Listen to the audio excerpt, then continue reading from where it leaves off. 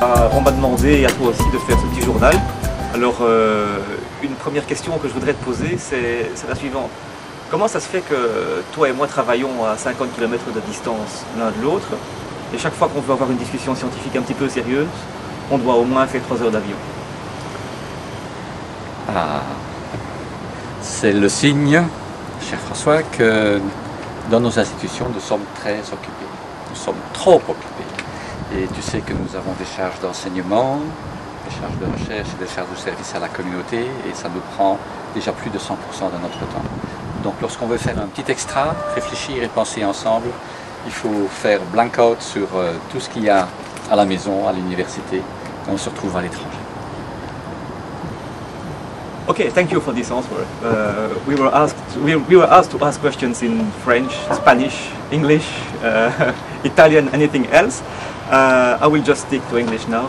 And maybe for a more serious question, people from the theory groups indicate us that we have to take into account the number of defects on surfaces, and they also told us that maybe at least for the gold interaction with the surface, oxygen could be important.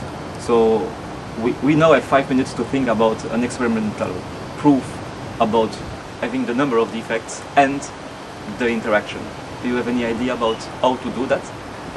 Defects can be visualized by decorating the surface.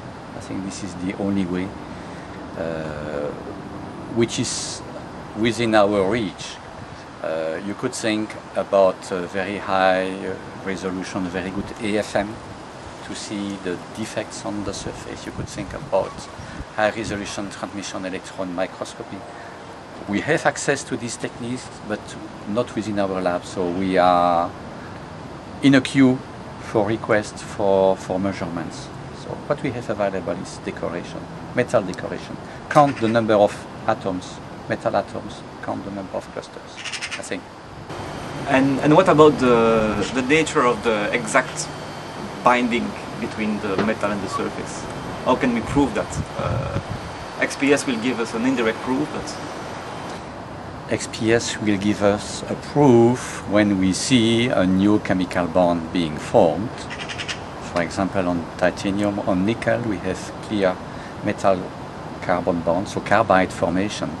On gold, we don't see any new peak, any sensible shift. That does not mean that there is no interaction. yes, part of the problem might be the fact that we have very small amounts of gold, of metal on the surface. So the total peak of the metal is already very small. So finding maybe one special component inside this very small peak is maybe difficult with our instruments. So any other idea?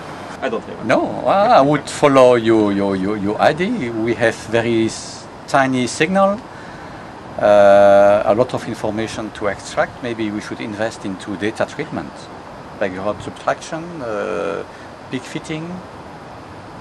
Maybe we can get something. We already have seen on gold clusters with different sizes that we have a shift in position with broadening.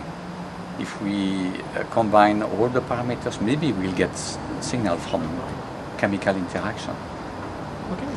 Okay. Thank you. So now, if you have questions, I will be happy to answer them. Well, if I can, of course. Pause, please.